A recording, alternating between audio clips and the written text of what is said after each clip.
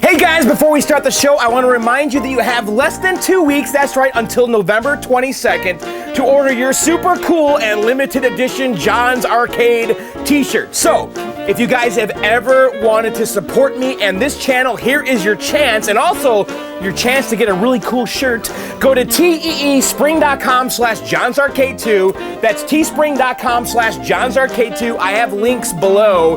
Go ahead and click. We have women's sizes, kids sizes. Teespring ships internationally to the UK, Australia, Russia, wherever you are. We got sweatshirts and colors and all kinds of choices starting at $16.99. Go to teespring.com/johnsarcade2. And of course, I need to thank you guys in advance for supporting me because we've already sold over 100 shirts. You guys freaking rule. So thank you so much in advance. Teespring.com/johnsarcade2. All right, guys, let's get on with the show.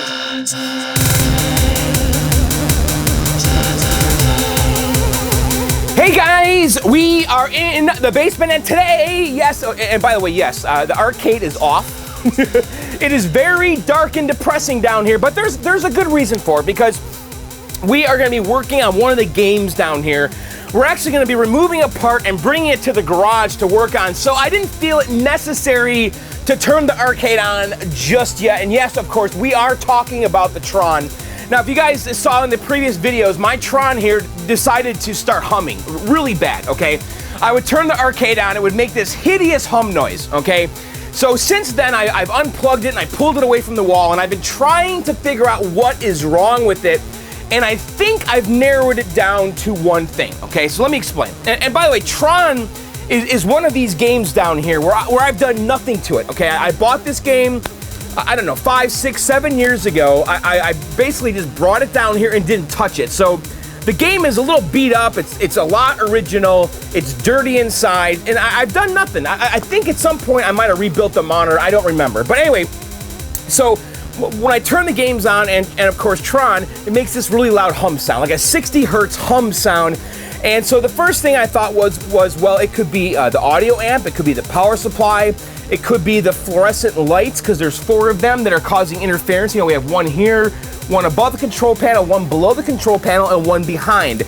So I went through each of those. I swapped out audio amps with a known working one, no change. I swapped out power supplies with a known working one, no change. And I also unplugged every one of the light ballasts, no change. So I'm thinking that it's the filter caps, okay? Because if you do some research on this, which I did, all roads seem to lead to these guys right here, okay? And I got these from Bob Roberts. These are large filter capacitors that kind of filter out the noise and the AC from the DC lines and stuff like that. At least that's my understanding. So I've had these for a while. I bought these, I think, last year for the Journey restore, and I never used them. So luckily I have them. So I thought in this video we'd swap out the originals with these new ones and see if we can get the hum to go away. So let's go back here and I'll show you what's going on. And yes, again, this Tron is all original. I've never done anything to it. It's a bit of a beater, honestly, but you know what? It's been a very reliable game. Actually, let me plug in the AC cord here. I just want to show you guys exactly what it's doing, because it is very hideous, and I have a little extension cord over here. So let me just run this and plug this in really fast. Maybe. The cord's under the table. Okay, here we go. All right, so let's plug the Tron in, and I'll turn it on. So let's go back here. And you can kind of see what it's doing. So there's a power switch on the top, and I'm pushing it right now. So you hear that? Absolutely horrible. And it's like this 60 hertz hum sound. The game itself works. You can start a game. And when you start a game, the audio kind of goes down, but it's just really, really hideous. So let's turn it off, and I'm gonna unplug it too. But so, what was that? Oh, the door fell. So what we want to do here is I want to pull out the little filter cap unit that's on the bottom of the game, and I actually already unscrewed it. It's actually not easy to get to, and so I almost had to kind of break 2 of the screws, but this is what we're talking about right here, okay? And there's 2 giant capacitors on the bottom, and so I want to replace both of those and see if it fixes things. And there's 4 screws that hold it in, 2 on this corner, and then 2 in the back corner. I could not get to the screws in the back corner. So what I did is I removed these 2, and I just kind of rocked it, and the 2 in the back just popped out. So whatever. So it looks like all that's holding this in, or at least all the connections are, is just that one single amp connector. And what else here? It looks like this here goes to the power supply, okay? And so I'm just going to unplug that too. So we've got both of these things undone, okay, and the screws removed from the bottom, so I believe this should just come right out. And I do have, of course, the game unplugged. Okay, so that's all it is right there, okay? And so here's the unit, and it's really dusty and ugly, but we want to replace these 2 caps, and you could see that this one here is bulging. Look at that. That sure looks like it's bulging to me. See that? So we got to be careful here. I don't know if these have any voltage in them, so we're going to want to short them in the garage. So right now, I'm going to just carefully carry this to the garage and just be aware of all these terminals. I don't know if these things are charged up or holding voltage, but I just want to be aware of that as I bring it to the garage here. So anyway, let's bring this to the garage and let's get to work replacing these 2 giant filter capacitors.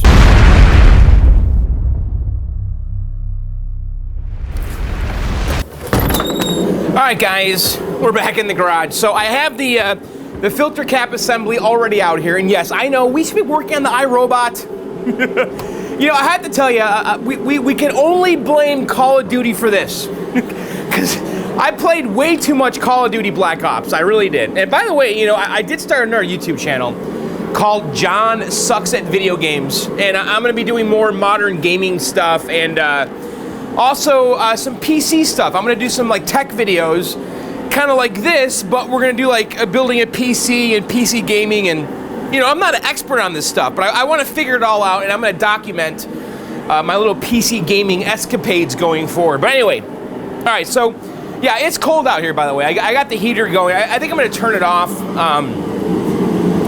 just so we can hear what's going on out here. Yeah, you know, I really was planning on working on the iRobot, and guys, it's Sunday here, almost 5 o'clock, and I really haven't done anything today or this weekend except remove this from the bottom of the Tron. So, all right, so I'm looking at this, and it does look to me like someone might have replaced one of these already. I'm not positive, but based on photos I've seen, both caps should look like this. I don't know though. That might not be true. I'm not sure if these are both original or if this one was replaced. But and so that has me a little concerned though, because if this was replaced, what are the odds that this is bad already? Or is this one bad? I don't know. So I really hope this fixes our issue. Now, I could have probably put a switching power supply kit in there, and it probably would have fixed it all together, because the arcade shop switching power supply kit pretty much does not grab its voltage from this, because it just takes AC voltage and converts it to DC. Whereas the original linear power supply is grabbing voltages through here, I believe. The filtered voltage goes into it. But so anyway, regardless, let's try to fix it and keep our original power supply. So it looks like I need to remove these 4 screws right here, which is simple enough. And these 4 caps should be loose then. And again, I do want to keep in mind that there could be voltages inside these caps, because, you know, capacitors are basically like storage chambers of voltage, and the really big caps can store that voltage, and it'll deliver it to you if you touch the terminals. So you want to be careful with these giant caps, because they can bite you. So, okay, so we got that. All right, so let's see what's going on here. I'm going to raise this up, okay. And boy, this is dirty. So let's see if I believe these are labeled. All right, so here's this one. Okay, so if you look here, I did a little research online, because there's a guy in Clove. He's got a website that really documented this whole thing pretty well. And he said that the original cap had a red dot where positive was, okay? And you could see that red dot on there, and it's real dusty, but it's there. And there's a red dot right there. So that's our positive terminal, okay? And we want to basically transfer it to our new cap, which is labeled positive and negative on the top. But the website is like, it's 3V Arcade, 3VME Arcade. And he did a really good job documenting this. But you can see the picture he has on here. And his original caps were both silver like this, okay? It's not what I have, so that's interesting. And he went ahead and replaced like everything on here. We're just going to replace the filter caps and just hope it fixes the issue. All right, so orange is positive and white is negative over here. And so the old caps, they actually had tabs on the top, okay? The new caps that Bob Roberts sells do not. They're actually threaded. Now, I have soldered wires inside here before, like on my Cubert, but we're not going to do that. I actually went to the hardware store and I got some screws, some 1024 screws. I got some lock washers, some flat washers, and then these little ring terminals right here. So what we're going to do is we're going to basically crimp the wire. We're going to cut off the old spade terminal, and I'm going to put one of these kind of hoop or loop terminals, and then we're going to put it through the screw that goes right into the new capacitors. All right, so orange is positive and white is negative because there's a little red dot right here. And we can probably even come in here and just label this. But this cap is really bulging. And I'm going to take the white wire and just mark it black for negative, just so we can remember. You know, black is negative and red and orange is positive. Okay, so I want to be careful here that I don't touch the leads together. And I could short them, but actually I should just cut it. Because we really have no use for the spade, because we're going to put that new hoop on. And by the way, before I do this, I should make sure that I actually have the right cap. So this is 55,000 UF, 25 volt DC, and we have a 56,000 microfarad and 25 volt DC. So I'm guessing that this is the one that Bob intended for there. And then the one over here, this blue one, is 100,000 UF, 15 volts, and Bob's is 100,000 UF, 16 volts. So these are the two caps then for sure. Now, this microfarad value is not exact, but I'm assuming that this is a pretty proven mod here. And I'm just kind of looking at this guy's website, and he's using the same stuff, 56,000. Yep, okay. So Bob probably couldn't find the 55,000, but he found 56,000, and I guess it's probably in the ballpark, so it works just fine. So let's go ahead and just cut this positive terminal here. Oh, wow, look at that. That thing just fell right out. I wonder if that wasn't even connected. Interesting. So when I cut the orange, the white wire just came right out on its own. I wonder if that was even connected to that. That could have been the problem all along. Interesting. So let's go ahead and strip these. I'm curious if there's like any kind of voltage in here. I don't know if this would work. If we put our multimeter on DC volts, would we get anything? Can we touch here? So how if I put it on auto? Is there any kind of voltage in here hiding out? Nope, not getting anything. But you could see that this cap is really bulging. Look at that. So this really could be our problem, and I hope it is. All right, so let's go ahead and crimp. So we have to remember that orange is positive and white is negative. And I'm going to go ahead and strip both these wires back. Just like so. This is really simple, honestly. It's just a function of getting it out of the bottom of the game, which wasn't really hard. It's just that two screws are really hard to get to, and I kind of had to... It wasn't exactly pro how I got it out of the game, but it worked. Because the other alternative is to pull the entire bottom suitcase out, that whole piece of wood. And I was looking at it, I'm like, oh my God, there's like a gazillion wires in there. All right, so let's go ahead and crimp two of these on. So when I went to the hardware store, they only had these kind of higher gauge ones that are 1614 that had a loop that was big enough that would go over my screws. So I got to really make sure I crimp this down quite a bit. Let's kind of zoom in here. But this isn't really hard. We just need to pay attention and make sure we put the wires in the right spots. So let's go ahead and crimp this one down.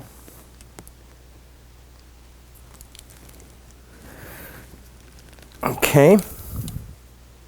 It's on there good. Let's do this one.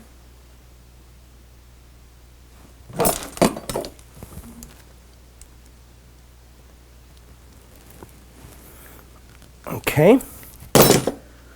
So we have our little hoop terminals crimped in there. And then again, this side was the 56,000 microfarad, which is this guy here. So let's put this away. And then what I'm going to do is I bought some 1024 machine screws. And they only had these, they didn't have the flat or the rounded heads. They had these kind of recessed ones, like so. But I think we'll make them work just fine. And what I'm going to do is I'm going to put a washer and a lock washer on each. And so it's going to go basically screw, lock washer, washer, then terminal, okay? And we have to, again, observe our polarity, 56,000 microfarad. I'm just double checking my work. Positive is right here, and we know orange is positive. And so what I'm going to do here then is take a lock washer and put it on here first, and then a normal washer, put that on, and then our terminal, and then we're going to screw it to this. And I need to get a standard screwdriver. And then we'll just screw it down. I tested it at the store, and the 1024 is pretty snug. You almost have to you're kind of like rethreading it a little bit. But I sat there and tried like all these different screw sizes, and this is the one that absolutely like really went in. All right. Okay, so that's on there real nice.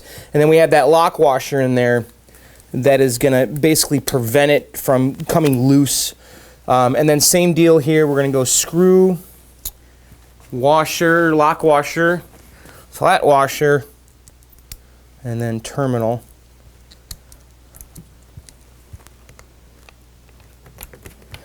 And like I said, you know, I've soldered these before on these threaded ones, and it does work. This is a little cleaner though, and we can undo it easily. Okay, so that one is in. I'm just double checking my work. Orange was positive, orange to positive. White was negative, white to negative, and that one is in. And so let's go ahead now and do the next one. Now this one, again, I'm really curious if there's any voltage hanging out in these. This one has screw terminals. No, I'm not getting anything. So this one has screw terminals, and I'm trying to see if it's labeled. Really dusty. So I don't think that this is original at all. Huh, this isn't labeled at all? How can that be? Oh, here it is. Okay, so positive is right here. So on this one, black is positive. So let's go ahead and remove positive. So I'm wondering if I want to just reuse these connectors. I could.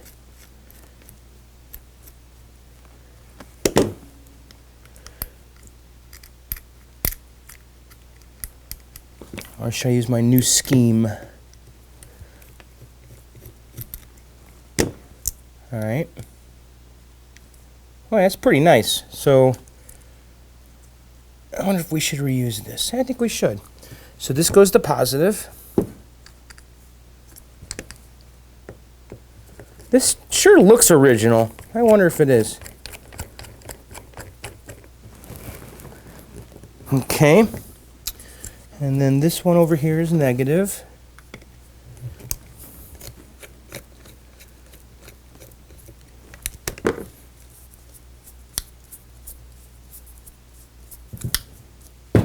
Okay. So let's go ahead and screw this in. And this is the 100,000 microfarad.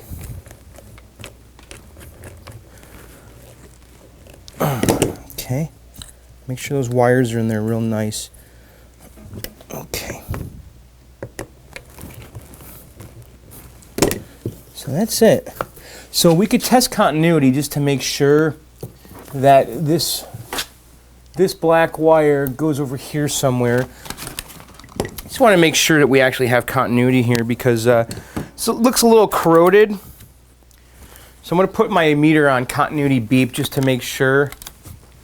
So I'm just following this black wire and it looks like it goes over here.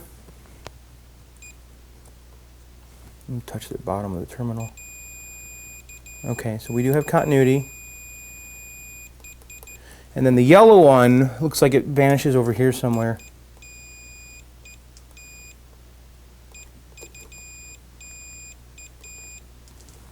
Let's see, the yellow wire goes where? Yeah, there's yellow over here. Okay. All right, so I'd say that that's good. All right, so let's put this all back together and just double check our work again. This is the 100,000. That was the 100,000.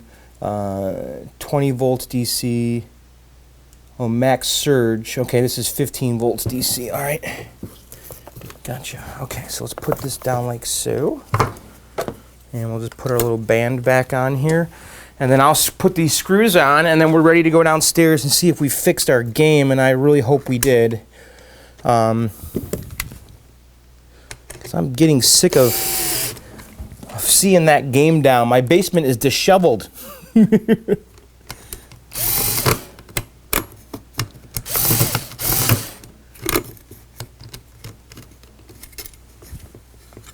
Alright. So I'm going to go ahead and just screw this back together. Putting these 4 screws on here. And then we'll go into the basement and plug this back in and see if we fix the issue. So I'm going to put these screws in, and then let's go back down to the basement. All right, let's try this out. I got to put the Halloween decorations away.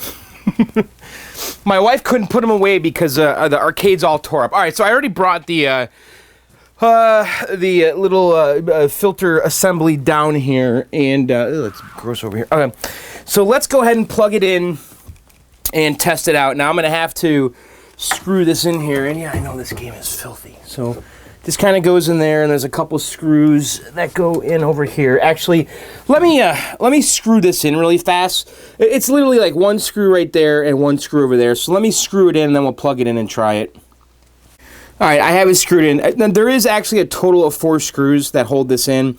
I cannot get to the other 2, so I'm only going to use 2 screws right there and right there. And honestly, it's really in there well. I'll just take these 2 screws that I didn't put in, and I'll put them in the coin door just so they're here with the game. And then also, I did quickly in the garage just label that I replaced them 11, 20, 15, just so we have a kind of a little record that we replaced the filter caps. But let's go ahead and plug this in. So we've got this amp connector that plugs into the power supply, I believe. No, this one goes back here. So the brown one, yeah, I'm doing this on a tripod. Goes in there, and then this one plugs in right here, okay? So that's it. So one plug goes into the power supply, and then one goes from the transformer to the top here, and that's it. So we should be good to go. I will tell you that I did remove all the fuses and clean them earlier, because that's kind of one of the things you should look at. So hopefully this fixes it. But let's plug the game in and see what happens, and let's cross our fingers, because I don't know if this is going to fix it. I'm just really guessing, and educated guessing. But all right, let's plug it in. And guys, please cross your fingers, because I don't want to be messing with this game. I have other stuff to do. All right, I just plugged it in. I don't know if the game is on. I don't think it is. All right, let me go turn the game on from the top. Let's see here. Please, please, please. We fixed it. We fixed it. We fixed it. We fixed it. We fixed it. Game is silent. Oh, all right, great. Well, that was a success. That game is absolutely silent. It's not making any noise. I think there might be a very slight MCR hum, which is pretty typical with all these games. All right, cool. So we fixed it. That was a success. I'm actually pretty darn happy because that was not hard to do at all. So I'm going to go ahead now and just push this game back against the wall. Let's turn the arcade on. You guys want to play some Tron? I do. All right, we got lucky, okay? You know, because honestly, it could have been any number of things that was wrong here, and we kind of went down the line, and these filter caps were definitely on the list of stuff that cause hum on MCR games, and it looks like we fixed it, so I'm pretty relieved. But anyway, all right, let's put the game back against the wall, and then I want to play a little bit of Tron. Let's play some Tron. Let's give Tron the love it deserves right now, because the arcade is now 100% again. So, all right, let me put Tron back. We'll turn the arcade on, and let's play, and then we'll do viewer mail and hang out for a little bit. I'm in no hurry. All right, guys, the arcade is back on, and yes, we have a working arcade again. Every game is 100%. All the games are working. Man, that was really bumming me out. You know, when I have a game down, especially if I have to pull the game out, my arcade, it depresses me. And I really try to fix the stuff as fast as I can, because otherwise it starts building and building. But yes, Tron is working again. Let's just appreciate the fact that it's working. Look at it. Just look at it. It really does look good. You know, even though this cabinet is beat, it's still a very handsome game. Monitor looks nice and sharp too. I don't remember if I rebuilt that monitor. I don't know. All right, who cares? Let's play a game. You guys want to play some Tron? Now I have to tell you, I got an email from.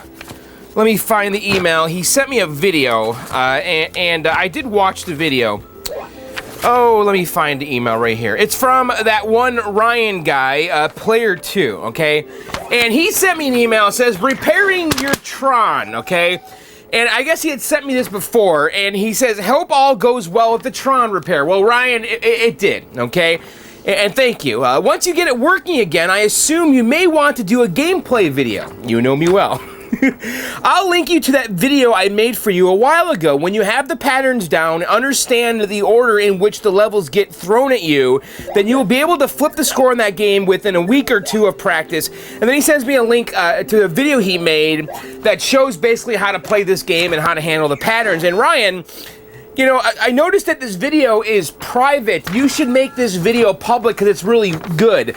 Now, I'm going to tell you, Ryan, I watched the first 7 or 8 minutes of your video. Your video is about 15 minutes. But I watched enough of it so I could memorize what you were showing me, like on the basic and I think Fortran, because the levels are all based on programming languages, and Ryan really shows this in great detail.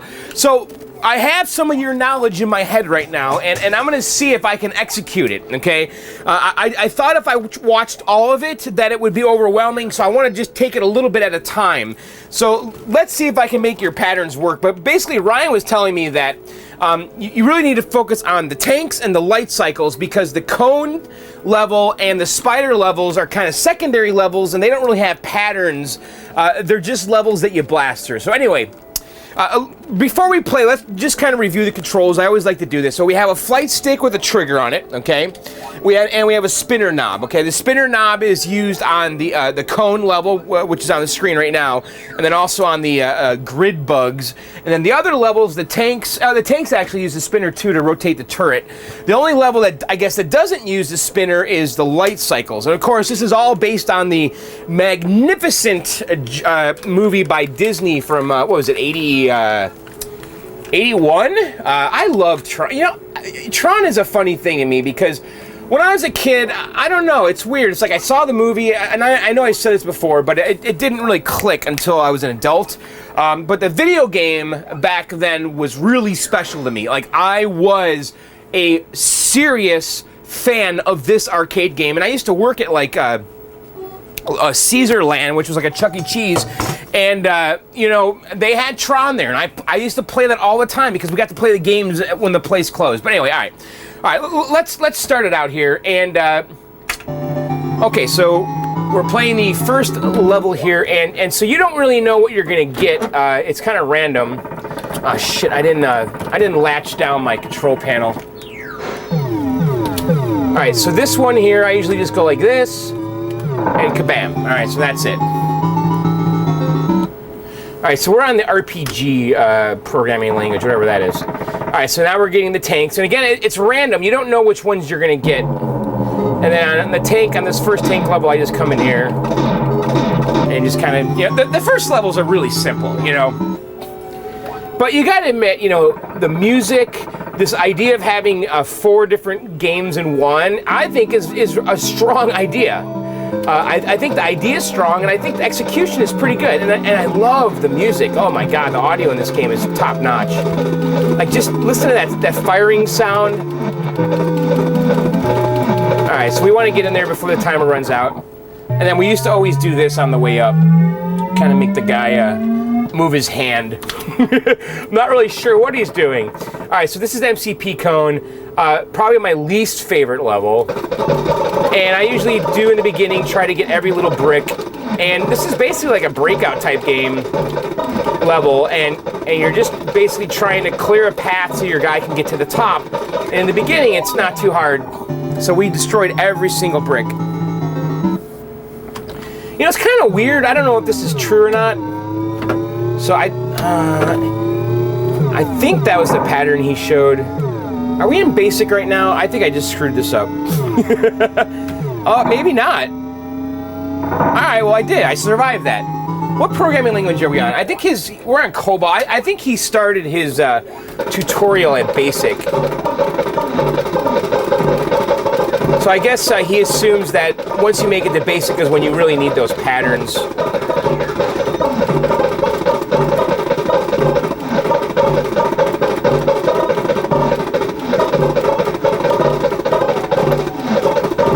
So right now my scores are cleared out. I'm not sure if that's because I unplugged the power supply, probably. I actually have a cordless phone battery in here that saves all the scores, and it actually does a really good job with this game. Some of my MCR games, the cordless phone battery works fine, some it doesn't. Some of my games, the lithium battery works, some it doesn't. I've had really spotty luck saving scores on MCR games. All right, so...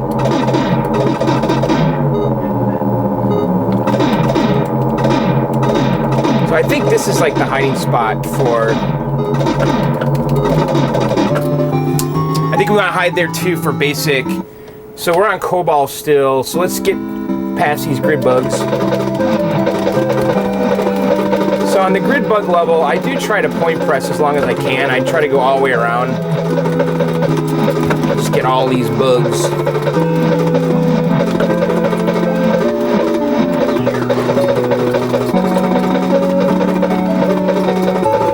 You know, this game is funny because a lot of guys hate on this game, and I don't really get that because I think this game is awesome, and this game is so much better than Disc of Tron.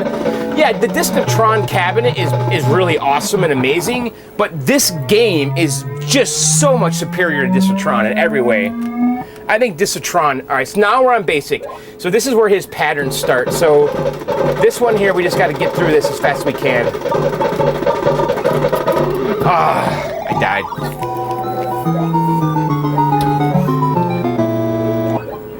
All right, let's just get rid of this level. I hate this level so much.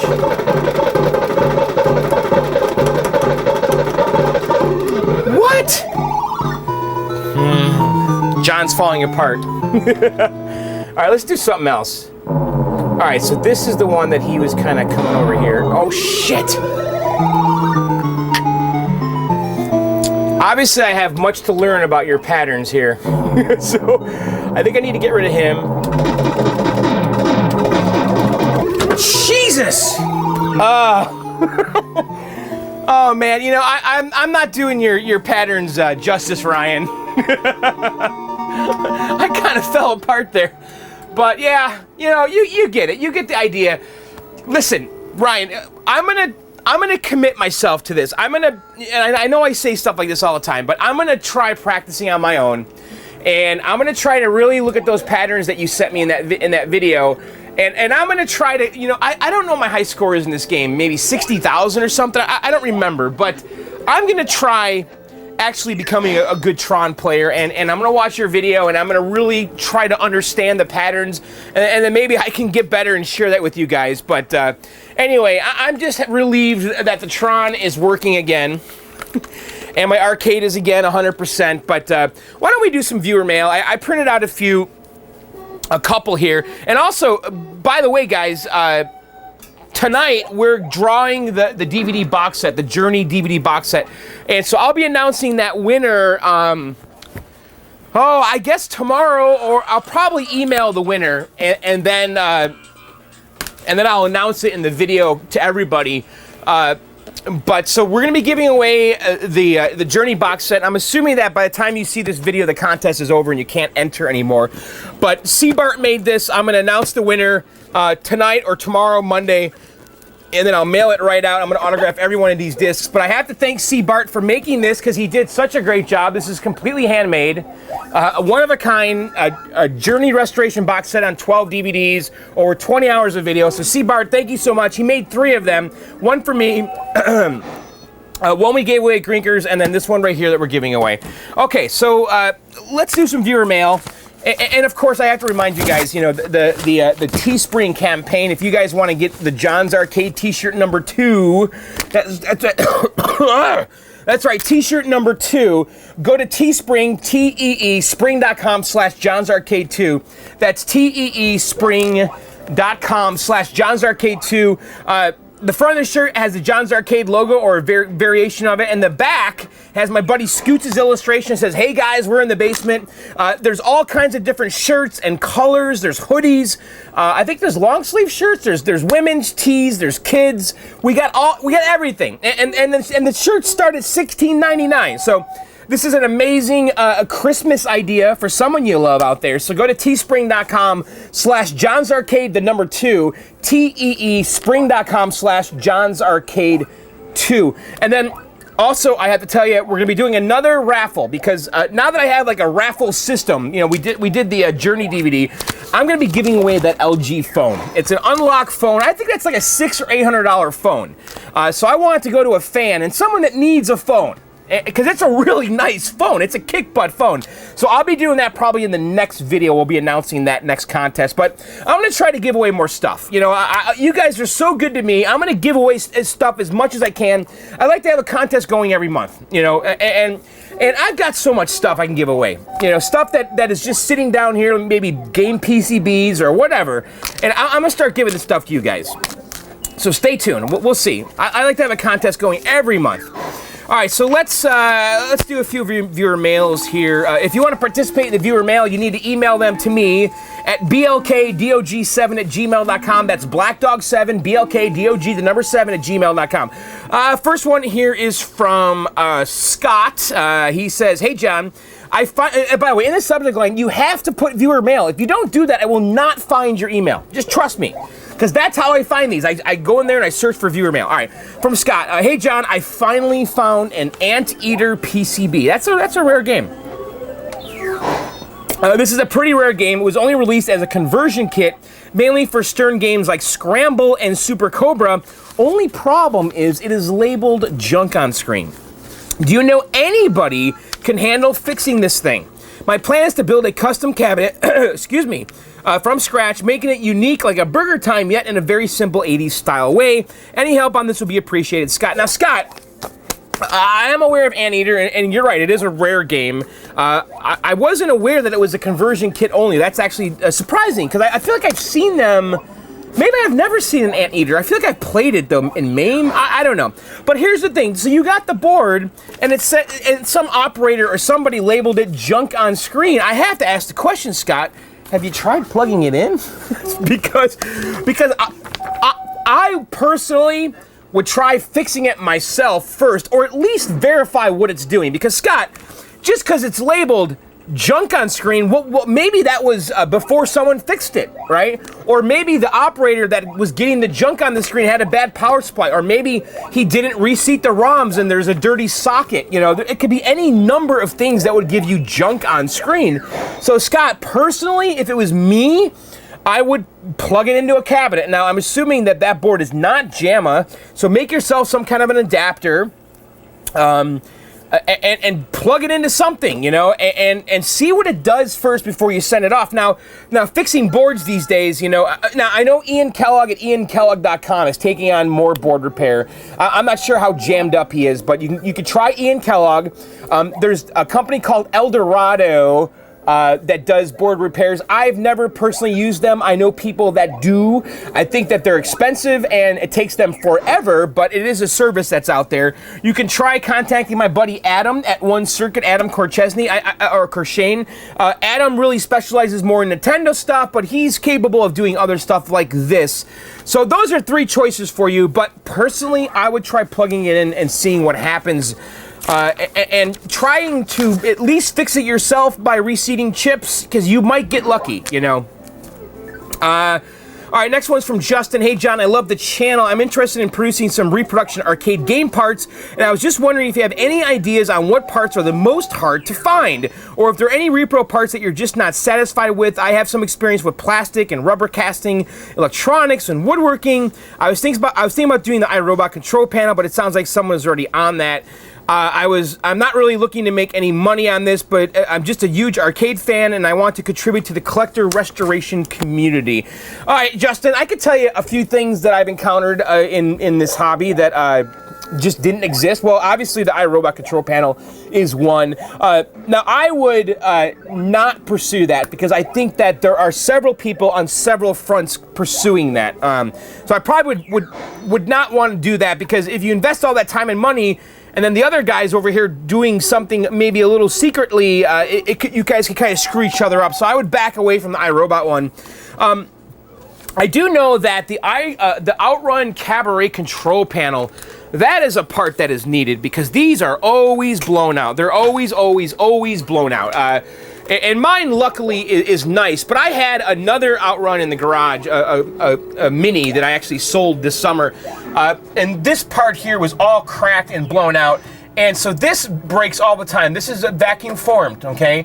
So I would say the Outrun Cabaret control panel. Another thing that just doesn't exist, but a lot of people have tried or talked about doing, is Nintendo buttons. Yes, because Nintendo, the original buttons are very unique, and there's nothing like them on the market. You know, here on the Red 10 here, I have some originals. You know, they just have kind of a sharp edge. They sit a little taller. And this style button, the Nintendo Versus ones, are a little different than Donkey Kong and Junior and Mario Brothers, but it's very similar.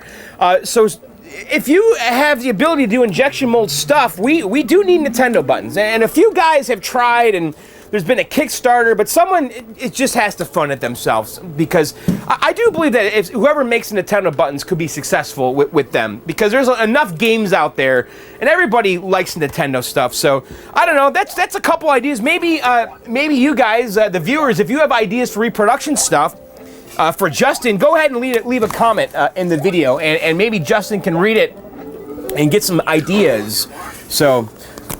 So Justin, yes, I vote for the Outrun Cabaret control panel. Now, I don't personally need it, but I know guys out there do. And if whoever can get to the market first with those Nintendo buttons, I don't know. All right, the next one here is from William, rather lengthy one, but I'll read it as fast as I can. Hi, John. I've been a longtime viewer since late 2012. I started in the video game hobby largely after watching Wreck-It Ralph on its opening night.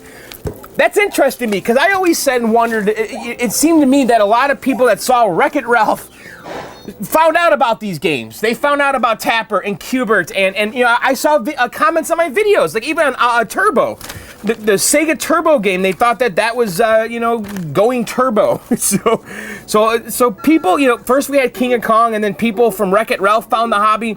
I guarantee you the people from Pixels, and then Ready Player One, you know, when that movie comes out, same deal. Anyway, After watching Wreck-It Ralph on its opening night and then finding you in things like your Pac-Man Restore series, your Qbert review, and your Simpsons pinball parties on party vid on YouTube, awesome concept. My goal is at some point down the road to have the old Ninty cabinets, Nintendo cabinets, Donkey Kong, Super Mario, etc., as well as some pinball machines. Long story short, I've seen you and a few other things that have furthered my interest in the hobby, and it's saying a lot for someone who is now a senior in college. I like this, the next generation of collectors. My question, because he wasn't around. When these games were in arcades, this guy wasn't breathing. He was just a thought. My question is this. What would you suggest for someone who wants to get in the hobby after graduation and also have school bills and work and whatever else life throws your way? How do you get started in the hobby under these circumstances? Also, are you familiar with any arcades in Western New York? The offerings around Jamestown are mediocre, Buffalo, Rochester, as well as Erie. Erie being the closest. Finally, I may be hired as an arcade at an arcade place in the mall. Given that I've worked in an arcade, well, not really. I mean, when I was like 16, I worked at a Little Caesars, like a Chuck E. Cheese type place for like 2 weeks. It was the worst job I ever had because I wasn't fixing the games. I was in the back making pizza. And at 16, I'm like, this sucks. There's got to be a better way. So I left Little Caesars and got a job at Kmart, which was much cleaner as far as like getting dirty and being in hot ovens and stuff. But anyway, so he wants to get a job in an arcade. Any advice? And so anyway, he goes on. I was about to say on another note that the couple, I believe, who runs the arcade has a lineup in our mall. I'm not counting the kiddie games, although I do know they have a Donkey Kong there. These mentioned there, they got Sega Top Skater, Midway Invasion, Namco Steel Gunner, Atari Area 51, Crazy Taxi, ATV, etc. TM Ninja Turtles. There's also a few Rubber Ball Air, blah, blah, blah. Okay, so all right, so Bill's, signed Bill. Thank you, Bill. All right, so Bill had a few questions in here. First of all, he's wanted to know about any arcades in the Rochester, Buffalo, Erie area. Well, I'm going to tell you, man, the Strong Museum of Play in Rochester, New York has a killer arcade in it. They have 250 arcade games there. And I've had a bunch of people telling me that I need to go there. They have an early arcade video game exhibit, 71 through 78. They have early pin games and electromechanical pinballs from 1931 to 76. They have the Golden Age arcade video games from 78 to 85, solid state pinball, vector-based games, simulator games. They have a massive arcade exhibit, 250 games. I mean, this is on par with Fun Spot. This is like a true museum setting, though. And then they also have a console museum with like 72 to present, handheld 76. So if you're near Rochester, you gotta go to the Strong Museum of Play, and John needs to get there too. I need to take a ride. It's a haul for me, it is. But I think it'd be worth it. I mean, they got all kinds of stuff here. Atari, Broderbund, Microsoft Collection, Nintendo Collection, 83 to 2010. So this Strong Museum of Play and their video game exhibit sounds fantastic. And William, if you're near Rochester, I would go there in a heartbeat. He also wants to know, any advice I can give him to get a job in an arcade. Well, you know what, William? I think you need to be confident. This seems like a job that wouldn't be too hard to get. I don't know if they want you to have an electronics background, but I think that if you're enthusiastic and confident and say you're willing to learn, I bet you can get that job. And I think that would be a good learning experience, especially if there's someone experienced. You know, you always want to be surrounded by people who are smarter than you or more experienced than you. And if you want to learn about this stuff, it'd be a great learning experience. If there's an experienced guy there who knows what he's doing and he's the guy that fixes the games, then just be around him, because I'm sure he could teach you a lot. So anyway, good luck with everything. Hope you get the job at the arcade. And I think that's it. We have read all of the emails. So guys, I hope you enjoyed this video.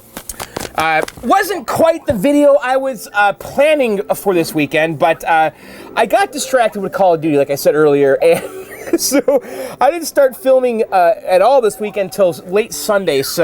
But hey, it was worth it because Tron is back together, the basement's back together, and I'm happy about that. But we need to get back to the garage and just get the iRobot over with, get it down here, lock the garage up. We're done for the year. Bring the computer space down, and that's it. So.